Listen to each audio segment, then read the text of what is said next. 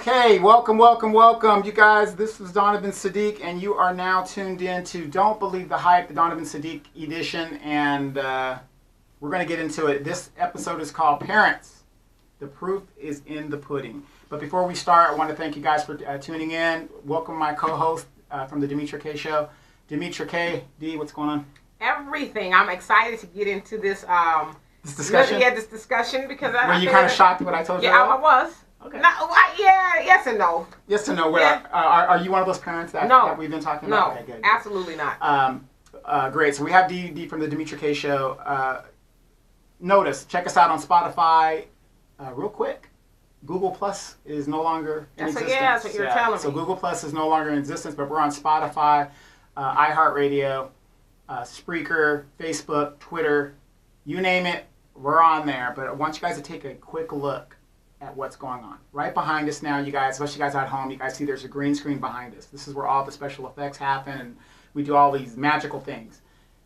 However, we want you to pull the screen back, and if you pull the screen back, you're going to see this big-ass window, and that's reality, what's going on in the world. And that's what we try to do to you guys. We're trying to open up a little window so that you guys can see and maybe take a look and say, you know, is this what's really going on in my life or in the world in general? So let's get into it. Parents, the proof is in the pudding. What do I mean when I say that, D? Well, it's a saying, the proof is in the pudding, is that the results, it basically means the results will manifest. So it'll come out and your final product will be the results of everything that you've put into it. So all the ingredients, wherever they are. Yeah, real quick, Al Jackson has visited us, Lila Smith has visited us. My big brother, Donald Malloy, just came back from Italy. He is going to visit us, and it's just amazing. I want to say this to my big brother. Negroes, we already know all there is to know about white folks. You need to take your ass to Africa. That's what you need to start doing, okay? And learn about the home study thing there. But that's his second time in Italy. Him and his wife went for anniversary and his birthday. And, you know, I hope they enjoyed themselves. There's a lot of great pictures he took and stuff, and I'm glad he learned a lot because he is pretty much a dullard, you know, type. He's not a book smart guy. I mean, he is. You know, he's one of those lazy type guys. I mean, if he wanted to be a book smart guy, he could, but he's really good with his hands and stuff like that. So he's probably at work listening because now it's time to pay the piper, isn't it? So anyway, no, pay the piper at work. He's back to work. Yeah. you know, when you're broke and you're working, it's time to pay them bills. The bills never seem to go away. But parents, the proof is in the pudding, and what I mean by that is this: on this show and on Dee's show, I say all the time. Because people ask me, they go, well, Donovan, you know, you're always coming, you know, really hard on these women and you're holding them to a standard. You know, how can I say this, you guys? Just say it. Make it plain. Don't you know we love you, sweet Sadie? Well. And the reason I'm saying that is because they don't make moms like that anymore. You know what I'm saying? I got D cutting out here. So, why are you laughing, D? Seriously. That was unexpected. Well, how's the vocals? Pretty good? Yeah, pretty good. It's all right. Hey, it was better than a mumble rap. Okay, gotcha. All right, we're going to try to be serious, but it's hard because they don't make moms like that anymore. And the problem that we're having in our generation, and this is what I've noticed, when I'm going to be 49 years old come May. Yeah, half a century. Hey, I made it. Black man made it past 21. Damn right. Man, standing ovation. And no police record? Oh. Nah, I know you're lying.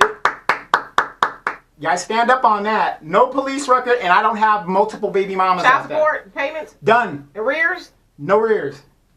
You got to be lying. Yeah, exactly. I'm an anomaly, but I'm out there. I exist. But they don't make moms like they used to. And, you know, I'm about to be 49. A lot of the women that I deal with, you know, are in my age range. You know, I usually date between 5 up or 5 down. Right. You know, but age ain't nothing but a number. You on one today. Yeah. You know, like R. Kelly, ain't nothing but a number. You know, as long as she's over 18, you know, it's no big deal for me. 18 to 80, I'll date them. Oh, God. You know, but I really don't want to do that. Okay? Because you have some problem. Because, you know, when a girl's a lot younger, she's still going through things. They're still in their childbearing years. I'm coming down the mountain, and I don't want to, you know, be tripped up. Have you seen Homer Simpson when he falls down the mountain? He's all fucked up and shit.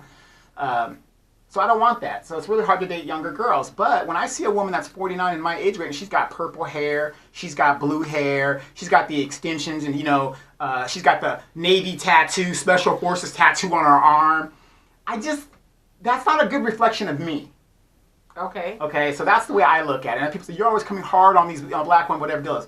Well, when you look like a Morlock, and if you know what the Morlock is, go to the H.G. Wells, the Time Machine. Those are the cannibals, people that ate the other people. And they wore, blue wigs and whatever the things. I'm on one today. Go ahead, bro. Go ahead. But that's because I'm a little upset. Okay. I always say there's a difference between loving your children and being in love with your children. And a lot of people don't understand what that means. Our parents used to whip our ass and put us out of the house because they loved us, not because they were in love with us. Because at the end of the day, our parents knew that once we're grown and they've done everything that they're supposed to do, we're going to be out there, and then I can go back to my boo thing, and we can go, run around. The movie Baby Boy, a good example. Oh, yeah. Vin Rames. He wants to run around naked and right. and fry eggs and stuff like that, and you got the grown-ass child in the house. Right. So that's a problem, because if you're not raising your kids to be successful, I don't know what the problem is. So I'll give you a better example. I have sons, and when my sons were coming up, everybody said, oh, I'm exceptionally hard on them. When I was coming up, my mom being a widowed mother, people would say, oh, Wanda, you're so hard on your boys. You're so hard on your boys. And, we're no saints. I mean, we were like every other kid doing what we had to do. But my mom was extremely harsh, and, when I talk to her and I tell her that, and she's, no shade on her. She did what she had to do. Describe harsh. Harsh. Put it like this. We're in our Sunday clothes, and you get on your knees, my mom commits to whipping ass. Okay? If the teacher told my mom a certain situation that we were involved in, my mom was old school, was the type of mom that would whip ass, then ask questions. That's just what she was, because she didn't have time for foolishness. She had expectations of us. My mom's out there working her ass off to send us to private school to give us a leg up. And we've got tomfoolery going on. And she was one of those moms, you did not want her to come from her job to the school because we can't do what we're supposed to do. Because all we had to do was bring home decent grades. I mean, not everybody, it's like my brother. He isn't a scholar, but he ain't dumb. But right. She wanted us to do the best that we could. But everybody used to say, oh, you're so hard on those boys. Oh, you're so doing this. I am so glad my mother was the way she was, because I wouldn't be where I'm at today. And my mom raised me and my brother and I based on her father. Okay. And my mother is the oldest of 12 children. Okay. And so my mom's idea of a man, and I'm still like this today. If I could find me the right woman, I have no problem giving you all my finances, and you y'all hear that, ladies? He said he had no problem. I have no problem with that. All his finances. Yes, but you have to show me that you are a financial person. Okay. It's like my youngest son's mom. That woman was a financial guru and woke me up on some things. Yeah. I mean, I had no problem. So here you go. She gave me advice. I mean, she knew what she was talking about. Right. But if you're one of those chicks, and she was she wasn't, put it like this. When my son's mother, Lenora is her name, we were both in the military, you would see her, you would think, she's all right looking. This woman, when we would go out, would clean up so well, you wouldn't think it's the same person. And a brick house. She was literally a 36, 24, 36. All her sisters. There's 4 sisters. Anyway, so there's a situation now where I have a friend, and she's in a situation to where, she's taking care of her kids, and her kids are grown and everything, which is great. And the situation's kind of dire. And I've said a long time ago, and I tell all my girlfriends that have grown children, put them out. Put them out of the house, because you're hurting them. The more you coddle them, the more you hurt them. I left home at 17 years old. Boom, out the door. Not that mom was abusive, or she was, verbally abusive. You got tired of getting your head knocked in. Yeah, I got tired of taking out the trash. I got tired of cutting the grass. I got tired of doing this stuff because I wanted to be with my friends and stuff. I wish I could go home to my mom right now and live with her. Got any grass you need to be Yes, cut? Yeah. She ain't got to ask me for a damn thing. Matter of fact, right. Last time I went home, last December, my mom had that TV in her den, but she didn't have one in her bedroom, right? So I went and got her a 32 inch and said, let me hook this up. Yeah. Done. Walked off and just let her have it, right? It's no big deal. She ain't getting the 75 inch. I already took the 75 inch with me. But, so I got this friend, and she, and she wants the best for her children. We all want the best for our children, but sometimes the best for your children isn't coddling them until they're 30, 40 years old. Describe coddling. Coddling, meaning that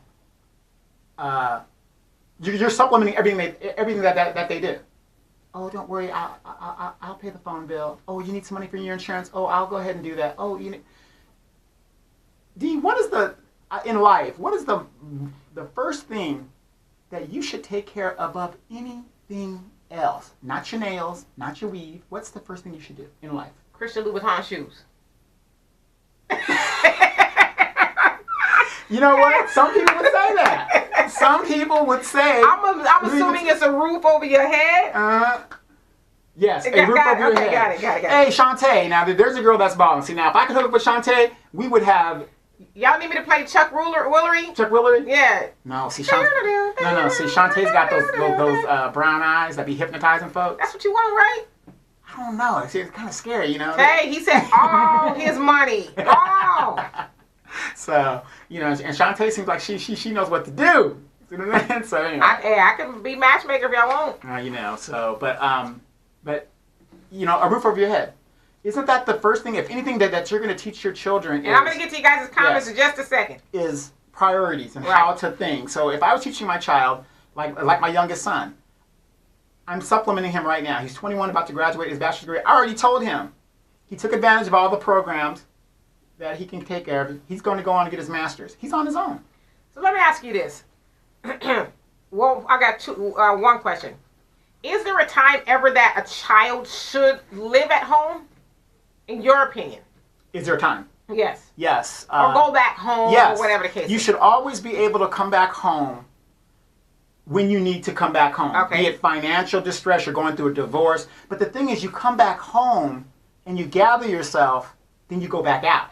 Go back home and be productive. Productive, yes. To the house that you're in, and to yourself, because you shouldn't be trying to stay there. Right, because people take it out of context when I say about my boys. I tell them, I'm your father. I'm not your friend. I'm your father. I'm here to help you. Mm-hmm. Yes, a good example. I have nieces, right? You hear me complain about my nieces all the time. D, why doesn't my nieces want to come here? Because you're a little bit of a... Go ahead. Donovan ain't going to have it. I have standards, right? Oh, absolutely. I have expectations, right? As you should. So the reason why my nieces won't come here is even my youngest nephew, he won't come here because I'll put him to work. I'm going to make him a man and do what he's supposed to do, especially when you're a young kid. But my nieces, who are grown women, won't come here. You want to know why? Why? Because they can't trick off and do the things that they want to do because they know I'm not going to fall for it. I'm not going to have it. And, and I like that you say that, because I think that's what a lot of young people misunderstand. And I resonate, brother. I know exactly what you're talking about, okay? Yes. They don't understand, like, when you come live with me, I'm doing you a favor. Right. And even if I said I need you in this house by 5:30 p.m., otherwise my doors are locked, whatever the case is, that ain't up for discussion with you. Because you came to live with me. Yeah. I have rules, I have standards. If you don't like it, there's all kind of places out there you can rent, go, whatever the case is, but you can't come in my house and impose demands or be mad about something that I've said. Right. Let me ask you this real quick. You have a daughter, and your daughter is 13? Right. Yeah. Right. 13. Yeah, because you're 27. Easily. Right. So your daughter's about 13, and she still lives with you. No, really, her daughter's about 26. Now, why is it that your daughter is still with you? Well, she's still with me, for one, because she just graduated from college and all that. Makes sense. Okay. 2, she doesn't have any kids or anything like Makes that. Makes sense. 3, she is, working on getting her stuff together. Makes sense. If I can provide that foundation for her, then great. So she's doing everything that she's supposed to do. She ain't laid up on her back. She ain't got a bunch of kids. She ain't got no man coming in and out, none of that stuff. She is being productive. But as my father always said, I ain't gonna help you do nothing. But even if she had a man on the side, she's probably going to the mode, handling her business. Mama don't know nothing about that. Right. Okay. But the point is, she is a single young woman, lady, productive. Right. And as long as she's productive, she can stay with mama. Oh, absolutely.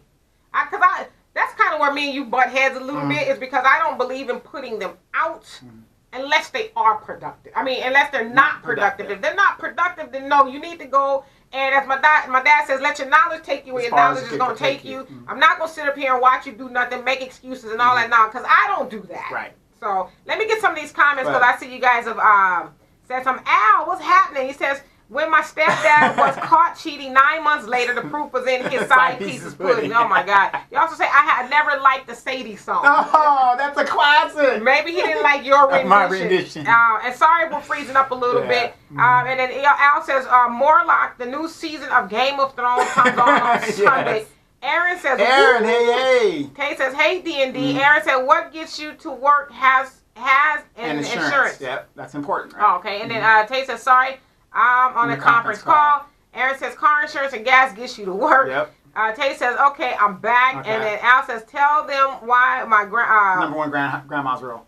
Tell them what my grandmother's number one house rule was.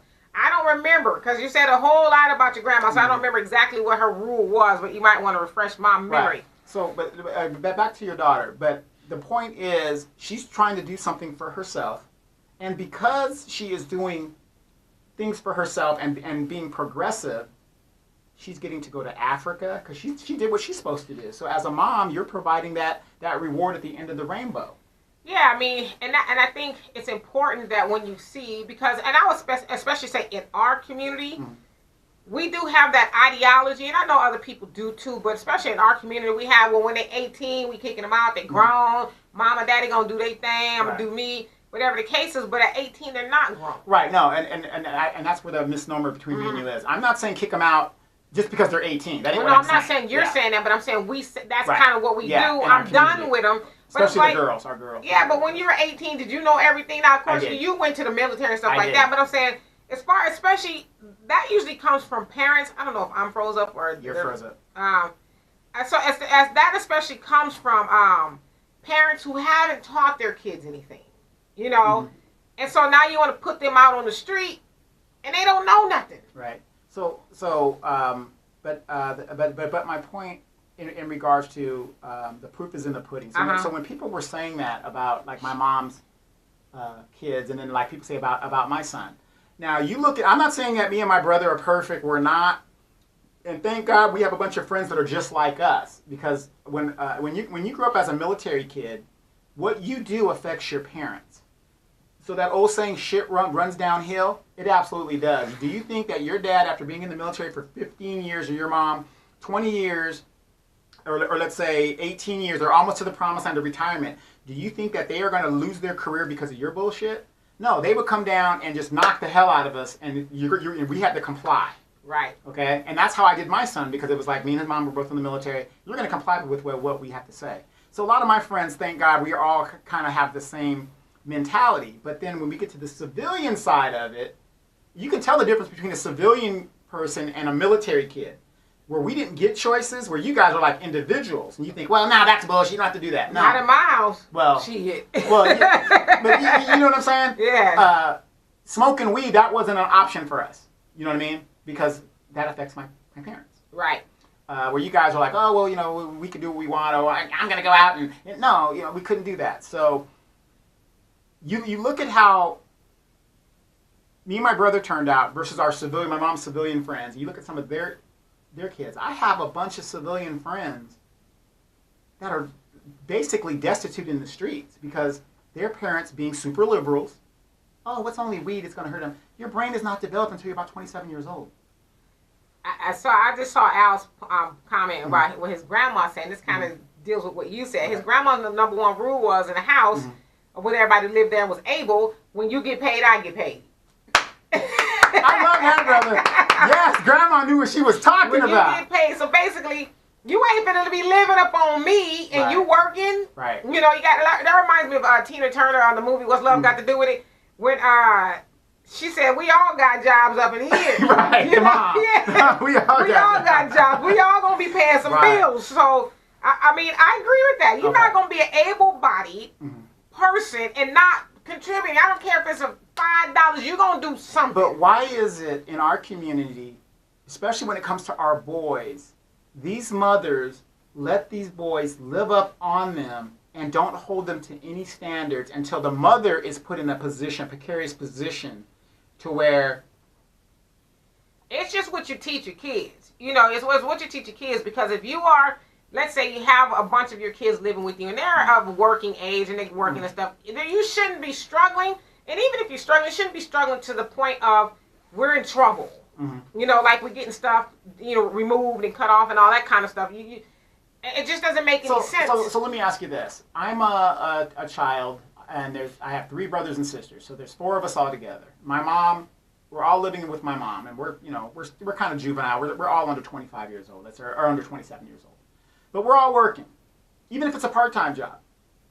Shouldn't the rent be paid? And we're not living in California or Hawaii. We're living back east, down in the South. Rent should be paid. So how is it that I could be in a financial situation, even if I did lose my job as the mom? I have 4 kids, grown kids, that should be contributing. No, absolutely. But it's just, like I said, it's what you teach your children too. I mean, a lot of those parents, they rob their kids of the struggle. And that's another part of it. Oh, I don't want them to struggle. I don't want them to know what it's like to not have the money to pay the bills. Oh, I'll just take all the burden on me. But it's like, no, they need to learn that, because the struggle makes you stronger. Listen, I was on my own when I was 9, since I was 19. Yeah, we know why. No. I didn't have my daughter till I was almost 22. Yes. But no, I'm just saying, I've been living on my own since I was 19, and it wasn't always easy. I didn't always live in the best neighborhoods, but it's like I can't do the things that I wanted to do. Not that I was tricking or nothing. I was with my daughter's father. I couldn't do those things living with my mom, so we had to get our own spot. You know, but I struggled, and it made me stronger. Right. And I came out on the end of it, and I had a mother, and I'm gonna get to you guys' comments. I had a mom who was like, "Oh no, don't worry, come on. I don't want y'all to know what it's like, the struggle." Then who knows? I probably would be, worse off, or not that I'm bad off now, but I probably wouldn't. You have that Navy tattoo on your arm. All that, or I wouldn't have, I guess, appreciate being able to do things for myself. Right. Let me ask you this real quick, because I know we got to get to the comments. Do you think that, is this why our young men are struggling today? Because they have moms that love them, and there's nothing wrong with loving your child, but don't be in love with them. Do you ladies understand the difference? Yeah, I think that's a lot of it, but you always know my go-to is, if the mom, okay, well, let me leave the father out of it. Okay. Just for today's argument, I'm going to leave the father out of it. Thank you. Because for whatever reason, he's not there, he's not there. However, you have a mom that's raising these boys, and if you treat them, as a lot of people say, like my king, my prince. You're dating your boys, right? It's like, okay, teach him that he can be the king and the prince of the house or whatever, but teach him that it takes more to being a king than just having a title. Like, you actually got to do stuff. Right. Mom shouldn't be worried about the rent and any of the other stuff if you are truly, and I'm speaking to somebody who's working age and who's able-bodied, but mom shouldn't be worried about paying like everyday necessities if you're truly the king. Like, teach him, that's like, and I'll finish this part real quick. When I was in theater, I took this class and we dissected all the fairy tales, and it was, oh gosh, I can't think of the name, Grimm's fairy tales. Yes. Their point was more or less like, we grow up telling our kids, oh, Prince Charming is going to come save you. Oh, he's going to ride up on a horse. And all you women believe that stuff. Growing up, yeah. He should do that. However, those fairy tales didn't tell us that Prince Charming had to be nice to you, had to be able to provide, to protect.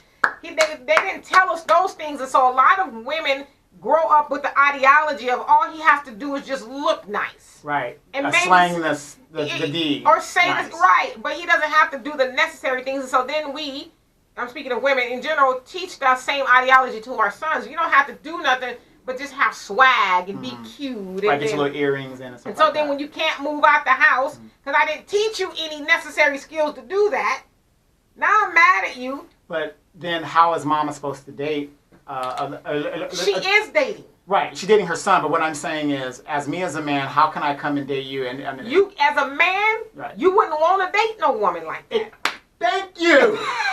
Thank you! What's my man? Okay, Al so Al, you says no, Demetra. It's not that they don't do nothing; they don't know anything. Yep, and you just said that. Right. Okay, and then Tay says, I'm not kicking my kids out until they are settled and ready. I want them to build a savings account.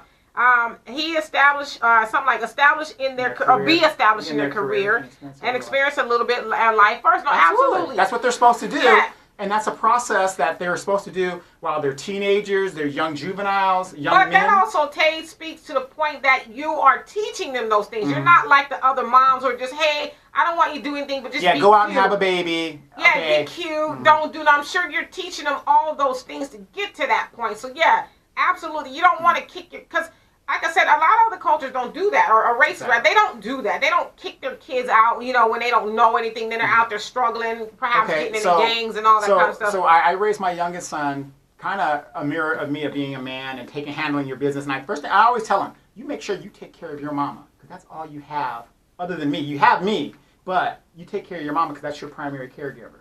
A good example right now. My mom, she has 2 sons. I tell her all the time, when you got 2 sons, you don't have to worry about the little necessity thing. Okay, and let's be real. My mom's, she's a still attractive woman, but she's kind of a strong woman.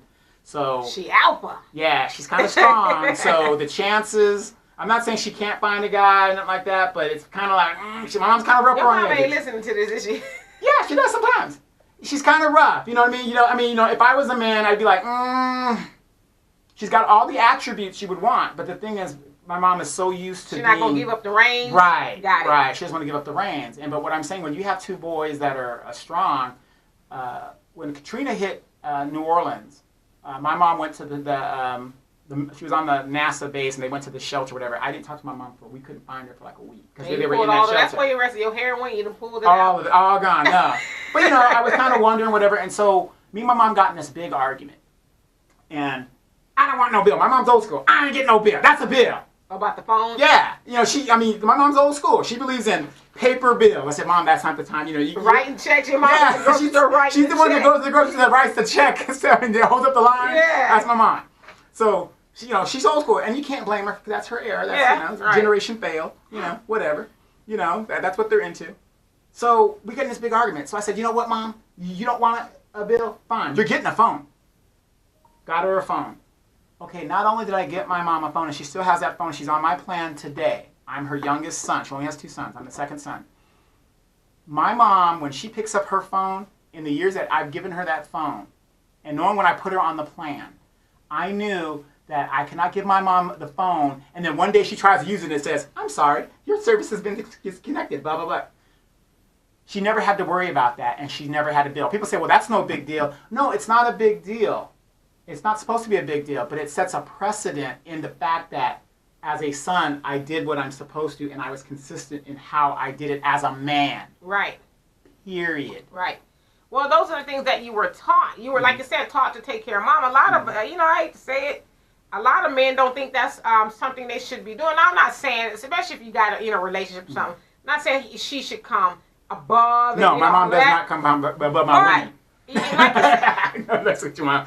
Sorry, Mom. Go ahead. But you should make sure your mom is okay. Yes, absolutely. I firmly believe that. You should make sure your mom is okay. And for me, my mom is my only parent because my father died in 1975. So that's all I have. So any woman that I deal with should not have a problem with me making sure my mom is secured, especially as she's getting older and older and older. Right. So. All right. So let's see what we got here. And then Tay also says kids living at home should be working on establishing credit, pay a bill, contributions to the home, etc. No one rides for free. Absolutely. Amen. Because that's the kind of stuff they'll need to know once they get on their own. But you got to show them how to establish Right. Credit. It would suck to get kicked out of the house and be trying to figure that stuff out. Mm-hmm. Right. Mm-hmm. And you also say, I believe in the struggle, but if I can give you a jump-off point for success, I'll do that. Absolutely. Well, we got to teach them. Could you give me a jump-off point? That's what you tell. I'm just messing with you. Not really, but go ahead. Al says, you didn't get what I was trying to thoroughly say on my last comment. I'm glad you spelled thoroughly right. Yes. Tay says, hey, I still sit at the kitchen table to pay bills. Mm. You're talking about your mama. Yes. You're talking about she paying the paper bills. Look, see, that's what I'm saying. Tay has all the tangibles. But you were saying that she don't do it all like computer like you Yeah. was digging at your mom for Right. With the Right. paper bills. Right. But that's what I'm saying. See, Tay has all the tangibles I want in a woman. The only problem with Tay is she knows the military, so I can't deal with it. You can't run game yeah, on Tay. I can't run game on Right. And Al also says, my mom can't keep a man because she talks so much. Donovan, her mouth so big she can swallow her own head. Oh my God. He also says, Deion Sanders said because of him, his mom hasn't paid a bill since 1989. Amen. And she raised him right. Right. And don't get me wrong, if your mother invested in you like that, you know, some people, Usher's mom was his manager. Yeah, your mom, you know, she's the one taking you to the games, and, you know, in your early 30s, you should take care of mama, you know, what it is. But my youngest son, even though me and his mom both equally co-parent, I told him, Dad's going to be okay because I'm a man. Right. Don't worry about me. Worry about your mom first. Right. Then worry about me. Right. You know, and we'll get you down the line. But the difference is, I see a lot of my friends is, both of my boys are college graduates. I look at my friends, in and out of jail, in between jobs. Now my youngest son, he works a small little part-time job because he wants to. He doesn't have to. But me and his mother told him he needed to work ethic. I told him, nigga, you're going to have to get a job. Something. I don't care if you're switching donuts, whatever. You're doing something. Like you said. But he has a plan, and he has stuck to that plan because, you know, like his father, he's stubborn in what he wants, and he shouldn't derive from it. I don't think it's being stubborn. It's just being more certain that I want success than I want failure. Right, exactly. And so obviously that's something he's learned from you and his mom. You just, and I think that's the other part too. A lot of times we teach the kids that life is easy. It isn't. Or it shouldn't be hard. Life is hard. I don't care what and it's hard a lot, but you get through it. You get over it. You figure that's what makes you strong. It makes you a survivor. And then when you look back, you say, "Gosh, that was rough." But look at me now. Like I can go through anything now. And then when you're coming down the hill, and you're lucky enough to make it to your 50s, and you're coming down that hill, you look back on all the drama you went through, and you say, "Wow, I'm still here." You know what I mean? I'll make in front of my grandma. He says, "You said kids don't know nothing." Correction, they don't know anything. Now, Al and Demetra, they are a couple, and that's their little idiosyncrasies that they have with each other. Yeah, he thinks he's Mr. Perfect. Yes. But, you know, again, that's the proof is in the pudding. You've got some people that give their kids everything, and the kid raises up to be nothing. Then you have parents like me, myself, who say, well, no, I'm not going to give you everything. I'm going to give you what you need. This is what my mom did to me and my brother. She didn't give us what we wanted. She gave us what we needed. I mean, you give them someone what they want sometimes. But like you said, and that's what I used to always tell my daughter, as your parent when she was a child, not that we had this big issue, but I would remind her, as your parent, I was supposed to give you a roof. It don't say exactly what kind of roof. I'm supposed to make sure you eat. Even if you eating beans and rice every day, nobody going to come here and say, oh my gosh, you're a horrible person for giving her beans and rice. As long as you're not malnourished, you have a place to stay. It doesn't even say that I got to get you a certain kind of clothes. As long as you got clothes on your back and you healthy, you going to school, I've done my part. Now everything else is, you know, out of graciousness of my heart. And I think we do our kids a disservice when we teach them the opposite. Oh, you're supposed to have Jordans. Oh, you're supposed to not ever do nothing. Oh, your room is a mess. Oh, nobody's going to make it. Wait, your room? Some people, I remember when me and my brother started out, we were in the same room. Listen, who you telling? With me, before, because I'm 10 years older than my younger brother, but it was me, my sister, and my older brother in one room, and that room was immaculate. And to this day, I explain this to all my nephews and nieces and my daughter. Like, they think I'm anal when it comes to cleaning. And I'm like, you should see your auntie and your uncles. Like, they're real anal, too, but because we had to be. Right. It was three of us in a room. Exactly. So, and that was the days when, and my mom, that was her thing, too. You know, we were in an apartment, and, of course, you know, our bedroom, the door always had to be open in my mom's house. I'm the same way. You guys listening, think about this. You become the thing you hate or don't like and not even know it. So all the same rules that you think that you were against with your parents, when you have your kids and stuff, you adopt those same rules. My pet peeve in my house, if you're a guest here, you don't close no doors in my house. That ain't happening. Unless you're asleep.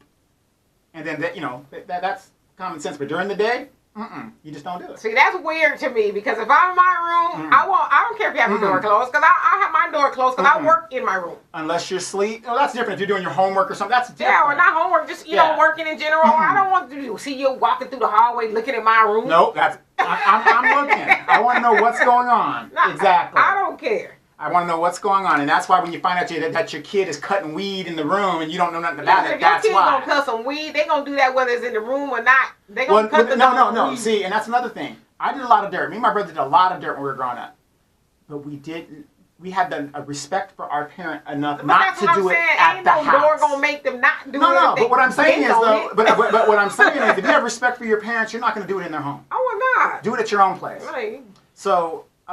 The proof is in the pudding, and this is, you know, me and Demetra, we go back and forth, and Tay gets in the conversation, and Tay's in a different situation, kind of, because she has 2 boys, and she's raising those boys to the best of her ability, and she's doing a great job because she's balling, and she's lucky because she has 2 really good sons. But how does she have 2 good sons? Because she's a interactive mother. Right.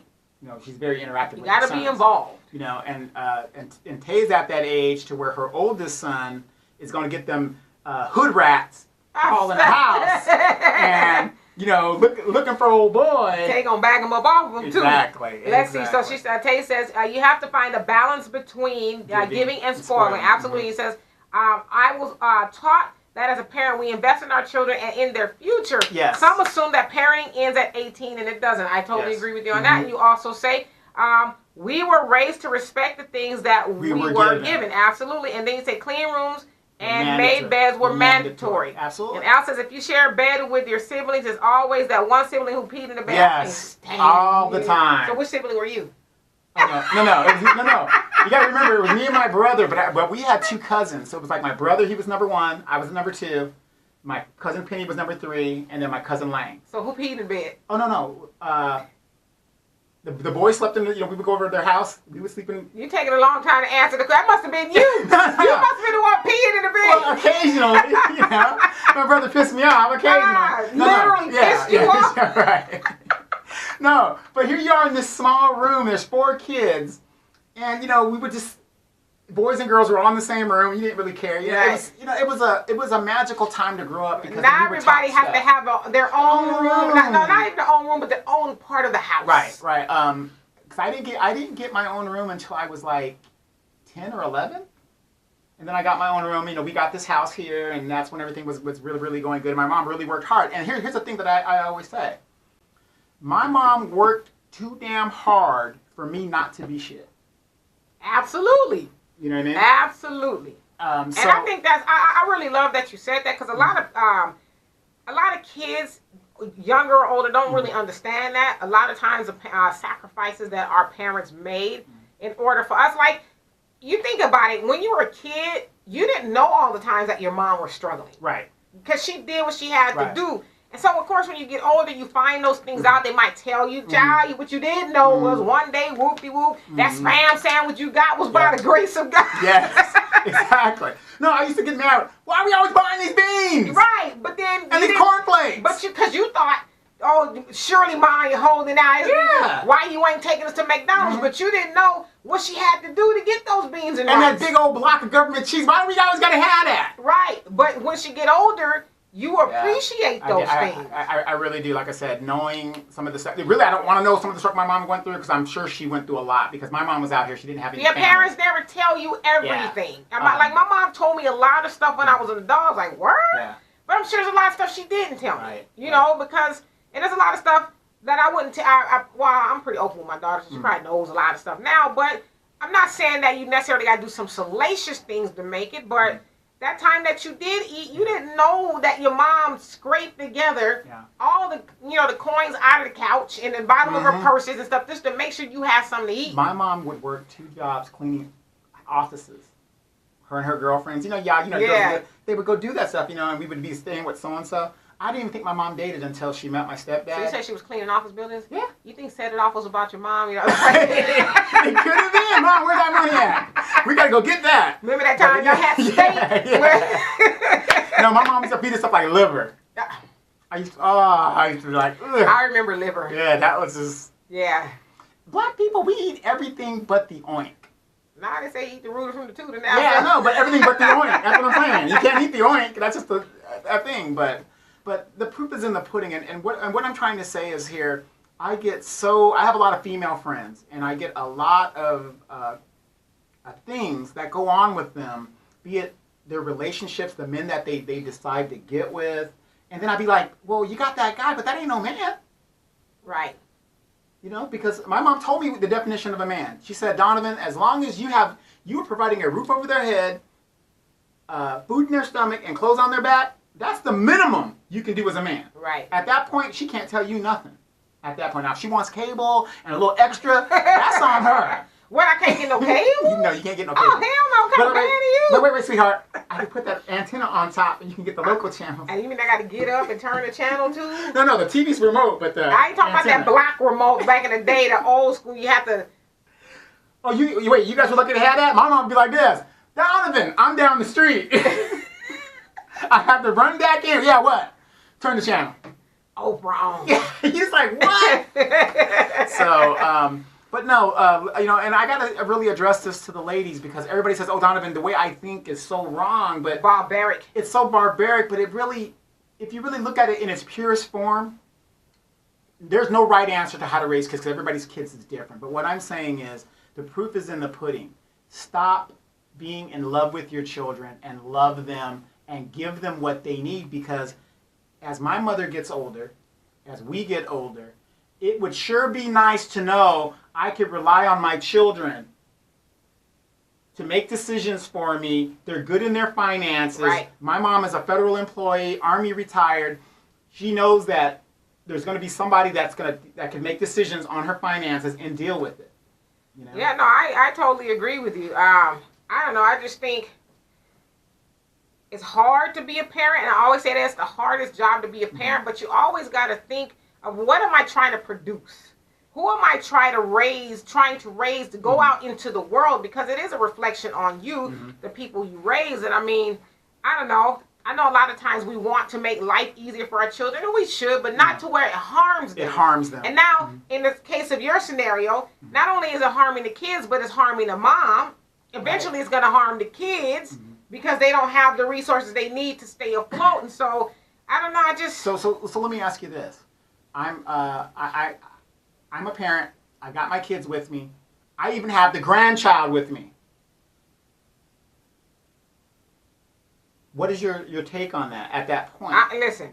And I'm in my 30s. I'm not going to have that 40s. many people with me and not be contributing to the household. And then I'm at the point of losing my house. And I'm going to Africa and stuff like that. No, that's not, no. I need everybody to be productive. And first of all, you bringing kids home and you're not, like you're sedentary. You're not really doing much. And that's what I always say, like my mom, RIP, God rest her soul, I only got one child, and I got one child for a reason. And those are my personal reasons, but she made it clear that she was not going to be mama/grandmama. You know what I mean? And Big mama. Yeah, she's like, you're going to raise your child. So, I just, and I'm going to continue to say it, and I know a lot of people are going to disagree with me. And there are great examples of women that are doing it. My mom being one of them, Tay being one of them, you being one of them. I mean, I agree with you guys. There are thousands of women that are doing it the right way. But there are also other thousands that are just handicapping the culture. And to stop making excuses for the kids, let me get these last comments. And Tay says, listen, Brandon brought a girl home to the house, and I said, nope, he let her go. And Al says, let your audience know why my mom's ex lost custody of his son because he was abusive, to make a long story short. And Al says, my cousins were so poor they had to reach up to tie their shoes. Stop it. And Al also says, the only thing I hate about growing up by my black side was seeing hot dog water on the stove. It says, I told my boys, don't create no life that you can't afford to pay for because I ain't doing it. There you go. Absolutely. I guarantee you they ain't going to create no life they can't take care of no time soon. But then you got a lot of people that are doing it. Not me. And putting it on society. We're taking care of it. I told my daughter the same thing. So anyway, what are we talking about in the second hour? We are going to be talking about Lil Duval. I mean, not Lil Duval, I'm tripping. Lil Nas X. Why I could Lil Nas X. Lil Nas X. Never heard of him. I'll tell you about it. Okay. We're going to talk about that in the second hour, you guys. stand by. And if you guys got comments, suggestions, and thing in regards to this topic, please, I would love to hear some of your situations. Because at our age, we aren't at that age where we can just start over. It's very difficult to start over because I can. Well, you can, but I'm just saying it's kind of hard with technology and stuff. It's just, we just can't stop and pick up and do that. But when you got your kids there and they're not contributing, that's a big problem. It's a damn shame. It's a damn shame. So we'll talk to you guys again in this second hour.